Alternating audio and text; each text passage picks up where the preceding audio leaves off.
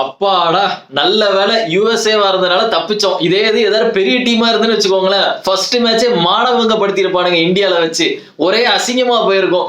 டேய் தெளிவா தாண்டா பிசிசிஐ வந்துட்டு நமக்கு சப்ப டீமா கொடுத்துருக்கானுங்க, ஒரு யூஎஸ்ஏ வரும்போதே இப்படி தடுமாடுறாங்க. ஆஸ்திரேலியா இங்கிலாந்து அந்த மாதிரி வந்தா என்னடா பண்ணுவீங்க நீங்கலாம். நல்லா ரொம்ப ஓவர் கான்பிடண்டா இருந்தேன் இன்னைக்கு. யூஎஸ்ஏ வந்துட்டு டாஸ் ஜெயிச்சுட்டு ஃபீல்டிங் எடுத்துனா, டேய் 300 ரன் போறீங்கடா நீங்க, 300 ரன் இந்தியா அடிச்சு பறக்க விட போறானுங்க. அபிஷேக் சர்மா பேட்டை வச்சா போதும் 200 அப்படின்னு நினைச்சிட்டு இருந்தேன். பார்த்தேன்னா இன்னைக்கு ஒரு மாதிரியா தான் ஆரம்பிச்சானுங்க நம்ம பயலுங்க. சொருகிட்டு அப்செட்டு அப்படின்னு நினைச்சேன். ஏன்னா காலையில பாகிஸ்தான் மேட்சும் அதை பத்தி நம்ம பேசுவோம், எல்லா மேட்சை பத்தி பேசுவோம். இன்னைக்கு காலையில பாகிஸ்தான் மேட்ச் அப்படிதானே போச்சு, ஒரு மாதிரி க்ளோஸ்ல போய் தோக்குற மாதிரி போய் கடைசி போய் ஜெயிச்சிட்டானுங்க பாகிஸ்தான். எரிச்சலா இருந்து ஏன்டா ஜெயிச்சானுங்க அப்படின்னு. அதே மாதிரி இந்தியா வந்துட்டு இன்னைக்கு தோத்து அசிங்கப்படுத்திடுவானுங்களோ, அது இந்தியால வச்சுட்டு தோத்துட்டானுங்கன்னு வச்சுக்கோனுங்களேன். யூஎஸ்ஏவோடலாம் இந்தியாவில அதுவும் மும்பைல வச்சு தோத்தன்னா கம்பீரெல்லாம் புளிஞ்சு சக்கைய வெளியே எடுத்துருவானுங்க. எனக்கு தெரிஞ்சு மரண ட்ரோலா இருக்கும், மரண ட்ரோலா இருந்திருக்கும். ஆனா காப்பாத்துனது யாருன்னா சூரியகுமார் யாதவ், கேப்டன் ஸ்நாக். நல்ல வேலை நியூசிலாந்து சீரீஸ்ல சூரியகுமார் ஃபார்முக்கு வந்துட்டான். ஒருவேளை கேப்டன் மட்டும் ஃபார்முக்கு வரலன்னு வச்சுக்கோங்களேன், கதை முடிஞ்சிருக்கும். எனக்கு தெரிஞ்சு சோலி முடிச்சுட்டு போயிருப்பானுங்க. நல்ல வேலை எனக்கு தெரிஞ்சுட்டு ஃபர்ஸ்ட் பேட்டிங் வந்து நம்ம பிடிச்சோம் அப்படின்ற மாதிரி ஒரு ஃபீலிங் இருந்துச்சு. நான் 160 அப்படின்னு எனக்கு கன்ஃபார்ம் ஆயிட்டு இந்தியன் பவுலர்ஸ் எல்லாம் பருப்பு வேகாது, எப்படினாலும் இந்தியன் பவுலர்ஸ் நல்லா போட்டுருவானுங்க அப்படின்ற ஒரு கான்ஃபிடன்ட் எனக்கு இருந்து பும்ராக்கு ரெஸ்ட் கொடுத்துருக்காங்க. எதுக்கு அவனுக்கு ரெஸ்ட் கொடுக்குறானுங்கன்னு எனக்கு தெரியல. யாராவது வந்து பும்ராட்ட போய் கேளுங்க, ஐயா நீங்க என்ன பண்ணிட்டீங்கன்னு நீங்க ரெஸ்ட் எடுக்கிறீங்கன்னு. ஆனா உள்ள வந்தது யாரு அப்படின்னா அந்த டிஎஸ்பி வந்தாரு. இன்னைக்கு தலைவர் டிஎஸ்பி வந்துட்டு தனது வேலைகளை கரெக்டா முடிச்சுட்டு போயிட்டான். வர்றான் சிராஜ் தலைவன் வந்துட்டு அவன் பாட்டுக்கு பும்ரா இல்ல அப்படின்னு தலைவன் வந்துட்டு ஆக்சிலரேட்டர்ல காலை வச்சுட்டு எடுக்கவே மாட்டேங்கிறான். இதே இது பும்ரா இருந்ததுன்னா ஜெஸ்ஸி பாய் பாத்துக்கிடுவாரு, வி பிலீவ் இன் ஜெஸ்ஸி பாய்னு போயிடுறான். அதே இது பும்ரா இல்ல அப்படின்னா ஒரு ஃபயர் அப் ஆயிடுறான். இது டெஸ்ட் மேட்ச்லயும் நான் பார்த்திருக்கேன், எல்லா சீரீஸ்லயும் நான் பார்த்திருக்கேன். எப்பெல்லாம் பும்ரா இல்லையோ அப்பெல்லாம் ஒரு மாதிரி சீனியர் லீடை வந்து எடுத்துடுறான் சிராஜ். நான் தாண்டா இங்க மேன், நான் தான் இங்க பாஸ் அப்படின்ற மாதிரி சிராஜ் வந்துட்டு பட்டையை கிளப்பிட்டு போயிடுறான் வந்து. பட் இன்னைக்கு பேட்டிங்ல சொதப்பினதை பார்த்தோம்னா ரொம்ப சிரிப்பா இருந்து. அந்த ஒரு ஓவர்ல வேன் வந்து 3 விக்கெட் எடுப்பான் தெரியுமா. நான் முடிஞ்சிட்டு நினைச்சேன். ரிங்கு சிங்க்லாம் நீ பேட்லயே பட மாட்டேங்க, உருட்டுறான் டெஸ்ட் மேட்ச். ரிங்கு சிங் என்னைக்கு அப்படி ஆடி பார்த்திருக்கீங்க, என்னைக்காவது அப்படி ஆடி பார்த்திருக்கீங்களா? சிவம் டூவே வரான், ஸ்லோபால் போட்டோன்னு சொருகிட்டான். ஸ்டார்டிங்ல கிஷனு திலக் வர்மா அவ்வளவுதான், மீதி எல்லாம் சரு அபிஷேக் சர்மா கதை வந்துட்டு நமக்கு எல்லாருக்குமே தெரியும். ஒண்ணு இமயமலை மாதிரி அடிப்பான், இல்லையா டப்புன்னு புஷ்வான மாதிரி கிளம்பி போயிட்டே இருப்பான், அதுதான் அபிஷேக் சர்மா. ஆனா சூரியகுமார் நின்னுட்டான்டா, உண்மையிலே வந்து சமையலாண்டா சூரியகுமார். இன்னைக்கு கடைசி வர நின்னுட்டான். கடைசி அந்த 3 ஓவர்லாம் சூப்பரா லாண்டா. லாஸ்ட் ஓவர்ல 20 ரன். அதாவது அவனுக்கு மெயின் பவுலர் தான் இன்னைக்கு செம்ம அடி வாங்கினானுங்க. அந்த மெயின் பவுலர் வந்துட்டு போன வாட்டி நம்மளோட T20 வேர்ல்ட் கப் விளையாடும்போது நல்லா போட்டான். ஆனா இந்த வாட்டி 65 ரன் கொடுத்துருக்கான். அவன் தான் வந்துட்டு டஃபா போடுவான்னு நினைச்சேன்னா அவன் தான் இன்னைக்கு எக்ஸ்பென்சிவா இருக்கான். வேன் சூப்பரா போட்டான், 4 விக்கெட் எடுத்தான். நம்ம சைடு பாத்தீங்கன்னா நம்ம பவுலர்ஸ் எல்லாம் பிடிச்சிட்டோம். 160 வந்துட்டு பாக்குறதுக்கு கம்மியா தெரியும், பட் எனக்கு வந்து இந்தியன் பவுலிங் மேல ரொம்ப கான்பிடன்ட் இருந்துச்சு. நம்ம பசங்க வந்துட்டு எப்படியும் வந்துட்டு பிடிச்சிருவாங்க, 160 வந்துட்டு யூஎஸ்ஏ எல்லாம் அடிக்க விட மாட்டாங்க, இந்தியா பிடிச்சிருவாங்க அப்படின்னு. எது பயமா இருந்துச்சு அப்படின்னா இந்தியா பேட்டிங் பிடிக்கிறத தான் பயமா இருந்து. ஏன்னா ஒரு 77க்கு 6 விக்கெட் போயிட்டு ஹர்திக் பாண்டியா எல்லாரும் அது நல்ல வேலை. பேட்டிங் டெப்த் இவ்வளோ பேட்டிங் டெப்த் இருந்தே வந்துட்டு இப்படி ஒரு சிச்சுவேஷன் வந்திருக்குன்னா, இப்ப பேட்டிங் டெப்த் இல்லைன்னா என்ன ஆயிருக்கும்னு நினைச்சு பாருங்களேன். இவ்வளவு வர கீழே வர நம்ம பேட்டிங் டெப்த் வச்சிருக்கோம். ஒரு வெஸ்ட் இண்டீஸ் டீம் மாதிரி தான் நம்ம வச்சிருக்கோம். அந்த 2016 வெஸ்ட் இண்டீஸ் டீம் பாத்தீங்கன்னா 11 பேர் ஆல்ரவுண்டரா தான் இருப்பாங்க. அந்த மாதிரி தான் கிட்டத்தட்ட நம்மளும் போயிட்டு இருக்கோம் இப்போதைக்கு வேர்ல்ட் கப்புக்கு. அந்த மாதிரி தான் இருக்கும். சோ அந்த மாதிரி இருந்தே இப்படி ஒரு நிலைமை வந்திருக்குன்னா, நல்ல வேலை யூஎஸ்ஏ, நமீபியா, பாகிஸ்தான் விளக்குறீங்க, வேற யார் நெதர்லாந்து இந்த மாதிரி சப்ப டீமா தெளிவா தாண்டா வச்சிருக்கானுங்க இவனுங்க. ஒருவேளை ஏதாவது ஆஸ்திரேலியா இருந்தா என்னடா ஆயிருது. ஆஸ்திரேலியான்னு இல்ல, வேற எந்த டீமா இருந்தாலும் எனக்கு தெரிஞ்சு இன்னைக்கு மணி அடிச்சிருப்பானுங்க நினைக்கிறேன். பாகிஸ்தானா இருந்தா கூட கதற விட்டுருப்பானுங்க 120. பட் எப்படியோ பிடிச்சி நம்ம வந்துட்டு மும்பைல மானத்தை காப்பாத்திட்டான் சூரியகுமார் யாதவ். கேப்டன் ஸ்நாக் ஆடி சூப்பர்ரா சூர்யா, சூப்பரா லேண்டா. 120 இருந்தாலும் ஒரு யூஎஸ்ஏ வந்து சமையா லேண்டாருங்க, ஒத்துக்கிட்டு தான் ஆகணும். எங்க விட்டானுங்கன்னா பேட்டிங்ல கொஞ்சம் பதறிட்டானுங்க. இவ்வளவு கிரௌட பார்த்ததே இல்லைன்னு நினைக்கிறேன் யூஎஸ்ஏ. இதுவரை ரொம்ப பயந்த மாதிரி இருந்துச்சு யூஎஸ்ஏ பேட்டிங் பிடிக்கும் போது. ஏன்னா ஒரு மாதிரி பக்குன்ற மாதிரி இருந்து. மும்பைல சும்மா ஆங்கரையெல்லாம் சும்மாவா, வேற லெவல் மேட்ச், த்ரில்லிங்கா இருந்துச்சு. அதுக்கப்புறம் இன்னொரு மேட்ச் காலையில் நடந்துச்சு இல்லையா, பாகிஸ்தான் வெர்சஸ் நெதர்லாந்து. இது வந்துட்டு ரொம்ப நான் வந்துட்டு எக்ஸ்பெக்ட் பண்ணேன், நெதர்லாந்து வந்துட்டு அப்செட் பண்ணுவானுங்க. ஃபர்ஸ்ட் மேட்சே பாகிஸ்தான் வந்துட்டு அசிங்கப்பட்டு தோத்துட்டு போவானுங்க மண்ணை கவிட்டுன்னு பார்த்தேன்னா கடைசி பிடிச்சிட்டானுங்கடா வந்துட்டு. 98 வர தில்லா விளையாண்டானுங்க. 11 ஓவர்ல ஒரு 98 சம்திங் அடிச்சிட்டானுங்க பாகிஸ்தான். வெறும் ஒரு 148 தானே அடிக்கணும், அசால்ட்டா அடிச்சிருவாங்கன்னு பார்த்தே நல்லா தான் ஆரம்பிச்சானுங்க. இந்த ஃபர்ஹான்லாம் நல்லா ஆரம்பிச்சான், சயீம் அய்யூப், பாபர் அசம் வழக்கம் போல ஒண்ணுத்துக்குமே ஆக மாட்டான். பாபர் அசம் வருவான், ஒரு 15 ரன் அடிப்பான். பட் ஃபீல்டிங் பாகிஸ்தான் கன் மாதிரி இருந்து பாபர் அசம் ஃபீல்டிங்லாம் பயங்கரமா பண்ணான் இன்னைக்கு. அதை வந்து நான் பார்த்தேன் உண்மையிலே. இந்த பவுண்டரிலாம் ஒரு கேட்சை பிடிச்சி தூக்கி போடுவான், அதெல்லாம் சூப்பரா இருக்கு. பாபர் அசம் இதெல்லாம் பண்ணானா அப்படின்லாம் தோணுச்சு. ஃபீல்டில் வந்துட்டு பாபர் அசம் நல்லா தான் இருக்கான், பேட்டிங்னு வரும்போது ஒன்றுத்துக்கும் ஆக மாட்டேங்கிறான். கடைசியா எப்போ நல்லா விளையாண்டானே தெரியல.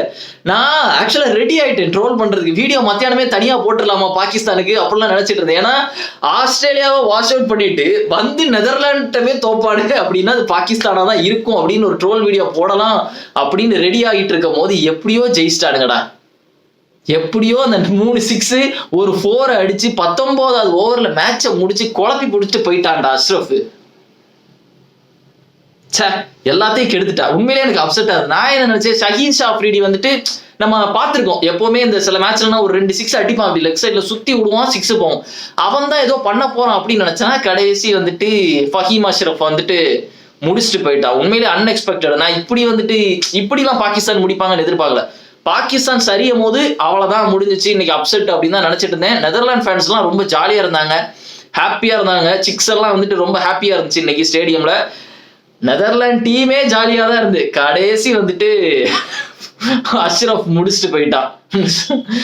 ஸோ ஒரு இந்தியன் ஃபேனா வந்துட்டு எனக்கு டிசப்பாயிண்டடா இருந்து, ஏன்னா இந்த மேட்ச் வந்துட்டா எப்படிடா நீங்க பைக்காட்டுன்னு சொல்லி பைக்காட்டி இந்தியா வர்சஸ் பாகிஸ்தான் சொல்லிட்டு போவீங்க, ஏன்னா திருப்பி வந்துட்டு ஒரு மைனஸ்ல பாயிண்ட் போவோம் உங்களுக்கு, அப்ப என்ன பண்ணுவீங்க அப்படின்னு தோணுச்சு. பட் எப்படியோ உனக்கு பிடிச்சி ஜெயிச்சிட்டானுங்க. பாகிஸ்தான் நல்லா தான் போட்டானுங்க, பவுலிங் எல்லாம் நல்லா தான் போட்டானுங்க. கொஞ்சம் இந்தியா வந்துட்டு பாகிஸ்தான்கிட்ட கேர்ஃபுல்லா இருக்கணும். எப்பவுமே அவனுங்களை அடிக்கிறோம் அப்படின்னு நான் வந்து எப்பவுமே சொல்றது ஒண்ணுதான், பாகிஸ்தானை அண்டர் எஸ்டிமேட் பண்ணாதீங்கன்னு எல்லா வாட்டியும் சொல்றேன். எல்லா வாட்டியும் நம்ம தான் ஜெயிக்கிறோம். இருக்கிறதுலே ஒரு ஒன் சைடடான ரைவல்ரி வந்துட்டு இந்தியா வர்சஸ் பாகிஸ்தான் ரைவல்ரி தான். எப்பவுமே ஒன் சைடடா அவங்களை போட்டு செருப்பால் அடிக்காத குறையா ஏசியா கப்ல அடிச்சாச்சு. 3 வாட்டி அடிச்சிட்டோம் ஏசியா கப்ல. நியாயப்படி இந்த T20 வேர்ல்ட் கப்ல அவங்களுக்கு மேட்சே இருக்கக்கூடாது. 3 வாட்டி ஒரு டீமை போட்டு அடிச்சு திருப்பியும் வந்துன்னா அது ஒரு மாதிரி நல்லா இருக்காதுல்ல. வேற ஏதாவது டீம் வச்சிருக்கலாம், எனக்கு தெரிஞ்ச ஒரு இங்கிலாந்து ஏதாவது வச்சிருக்கலாம். பட் பரவாயில்ல, சும்மா ஒரு ஃபேக்கான ஒரு ரைவல்ரி கொண்டு வராங்க. எனக்கு தெரிஞ்ச மேட்ச் நடக்குமா என்னன்னு தெரியல. ஏன்னா பாகிஸ்தான் வர்சஸ் இந்தியா மேட்ச் நடக்குது அப்படின்னா அட்வர்டைஸ்மெண்ட் போட்டு தள்ளியிருப்பானுங்க, ஆடா போட்டு தள்ளியிருப்பானுங்க. அதை பண்ணவே இல்லை இந்தியா இந்த வாட்டி. டிவியில பாத்தீங்கன்னா நமீபியா மேட்சுக்கெல்லாம் இப்ப ஹைப் கொடுக்க ஆரம்பிச்சிட்டாங்க. இதே இது முன்னாடிலாம் எடுத்துக்கிட்டீங்கன்னு வச்சுக்கோங்களேன், எந்த மேட்சா இருந்தாலும் பாகிஸ்தான் வர்சஸ் இந்தியாவுக்கு தான் ஹைப் வந்து ரொம்ப அதிகமா கொடுத்துக்கிட்டே இருப்பாங்க. இந்த வாட்டி இல்லை. எனக்கு பர்சனலா மேட்ச் நடக்கணுமான்னு கேட்டீங்கன்னா எனக்கு நடக்கணும். நீங்க என்ன வேணாலும் நினைச்சுக்கோங்க, ப்ரௌட் ஆஃப் நேஷன் அதெல்லாம் கிடையாது. எனக்கு பாகிஸ்தானோட மேட்ச் நடக்கணும். ஏன்னா அவனுங்களை ஆடி ஜெயிக்கிறதாண்டா வெயிட்டு. அவனுங்களை ஆட விட்டு அவனுங்களை மறுபடியும் அசிங்கப்படுத்துறதா வெயிட்டு. அவனுங்களை ஆடாமல்லாம் வந்து விடக்கூடாது, அவனுங்களை அடிச்சு அசிங்கப்படுத்துறதா வெயிட்டு. எதுக்கு அதை ஆடாம விடணுமா? ஏன்னா இந்தியாவில ஒரு வேர்ல்ட் கப் நடக்குது, இந்தியா ஸ்ரீலங்கா ஹோஸ்ட் பண்றாங்கன்னா மெயின் வந்துட்டு இந்தியா தான் இல்லையா. இந்தியா ஹோஸ்ட் பண்றாங்க அப்படின்னா ஒரு பயங்கரமான மேட்சஸ் எல்லாம் இருக்கணும். என்னடா டீம் இதெல்லாம்? USA, நமீபியா, நெதர்லாந்து இது கூட எல்லாம் விளையாடணும்டா. 2023 வேர்ல்ட் கப் எடுத்து பாத்தீங்கன்னா எல்லா டீமும் இந்தியா டாமினேட் பண்ணிச்சுடா. இந்தியாவில வச்சு ஃபெஸ்டிவல்ரா 2023 வேர்ல்ட் கப் வந்துட்டு ஒரு வேர்ல்ட் கப் இல்ல, அது ஒரு ஃபெஸ்டிவல். எக்ஸப்ட் த ஃபைனலை தவிர எல்லாமே ஒரு ஃபெஸ்டிவல் மாதிரி தான் இருந்துச்சு இந்தியாவில் நடந்தது. கொஞ்சமாவது த்ரில்லிங் இருக்க வேண்டாமா? பாகிஸ்தான் இருந்தா கொஞ்சமாவது ஒரு இது இருக்கும், பாக்குறதுக்காவது ஒரு இன்ட்ரெஸ்டிங்கா இருக்கும். அதுவும் இல்லைன்னா கிரிக்கெட்டே பாக்குறதுக்கு ஒரு இன்ட்ரெஸ்டிங்காவே இருக்காதுடா. அதனால என்ன பொறுத்தவரை எனக்கு அந்த மேட்ச் நடக்கணும், எனக்கு அதெல்லாம் கவலை இல்லை. அதாவது ஸ்போர்ட்ஸுக்கும் இதுக்கு என்ன சம்மந்தம்?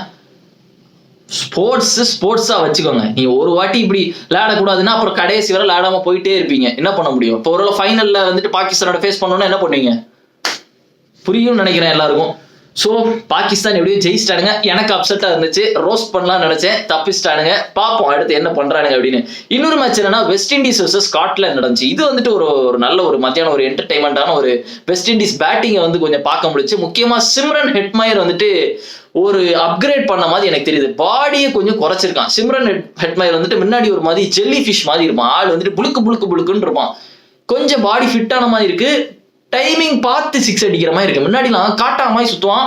நான் வந்து எதுக்கடா சிம்ரன் ஹெட்மயர் வந்துட்டு ராஜஸ்தான் ராயல் இன்னும் வச்சிருக்கானுங்க அப்படிலாம் நினைச்சிட்டு இருக்கு. தண்டமா இருக்கா சிம்ரன் ஹெட்மயர் பல வருஷமா அப்படின்னு சொல்லிட்டு இருந்தேன். பட் எனக்கு தெரிஞ்சுட்டு ஒரு மாதிரி பிடிச்சிட்டு ஃபார்முக்கு வந்துட்டான் எனக்கு தெரியுது.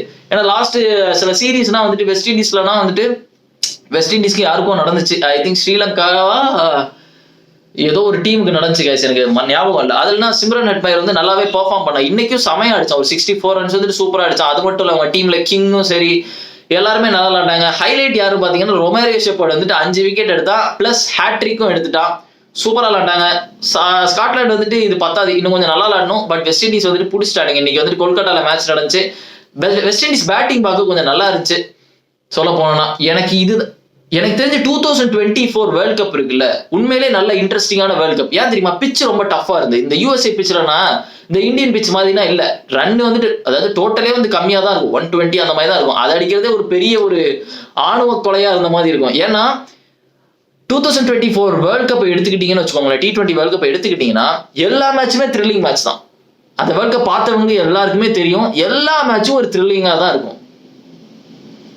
ஸோ பார்ப்போம், இந்த வேர்ல்ட் கப்பும் எனக்கு அப்படிதான் இருக்கணும் அப்படின்றது என்னுடைய ஆசை. ஏன்னா இதுவரை நடந்த வேர்ல்ட் கப்லேயே best world cup season T20 world கப்ல எது அப்படின்னு கேட்டீங்கன்னா என்ன பொறுத்தவரை 2016 வேர்ல்ட் கப் தான் பெஸ்ட் T20 வேர்ல்ட் கப்.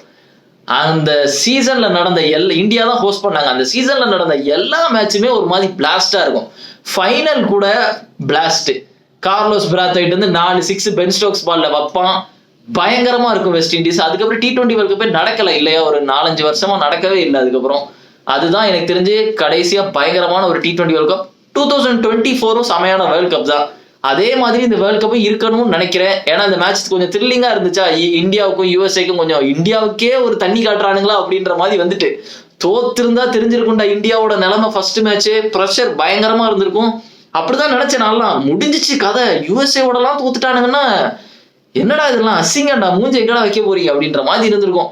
இதுக்காட இவ்வளவு பில்டப் அப்படின்ற மாதிரி எல்லாம் இருந்திருக்கும். பட் தப்பிச்சிட்டோம் எப்படியாவது. நபீபியாலாம் நச்சிருவோம்னு நினைக்கிறேன். தெரிஞ்சு நபீபியாலாம் ஒரு டீமே கிடையாது. யூஎஸ்ஏவாவது கொஞ்சம் அப்கிரேட் ஆகிட்டு இருக்கானுங்க, நல்லா பண்ணிட்டு இருக்கான்னு கேள்விப்பட்டேன். அதுக்கு ஏற்ற மாதிரி காமிச்சானுங்க. நபீபியாலாம் எனக்கு தெரிஞ்சுட்டு ஒரு ஒண்ணுமே இருக்காதுன்னு தான் தோணுது. நெதர்லாண்ட் வேணா டஃப் கொடுப்பாங்க. பாகிஸ்தானோட ஒரு மேட்ச் ஒருவேளை நடந்துச்சுன்னா கொஞ்சம் கேர்ஃபுல்லா ஆடணும். பாகிஸ்தானோட அண்டர் எஸ்டிமேட் பண்ணவே கூடாது. திடீர்னு ஏதாவது பண்ணி விட்டு போயிடுவானுங்க அவனுங்க, அப்படிதான். ஸோ இன்னைக்கு காலையிலையும் ஃபர்ஸ்ட் மேட்ச் நல்லா இருந்துச்சு. பாகிஸ்தான் வந்து தோக்குற மாதிரி போனானுங்க, ஏதோ மிஸ் ஆகி ஜெயிச்சிட்டானுங்க. ஸோ நாளைக்கு பார்ப்போம். டெய்லி 3 மேட்ச் இருக்குது, என்ன நடக்குது அப்படின்னு பார்ப்போம். நீங்க அதுக்கு முன்னாடி உங்க ஃப்ரெண்ட்ஸ் ஃபேன்ஸ் எல்லாருக்குமே ஷேர் பண்ணுங்க நம்மளோட சேனலை. வீடியோக்கு லைக் போடுங்க, சேனலுக்கு சப்ஸ்கிரைப் பண்ணுங்க. And see you in another video and remember it, always be on top. Cheers.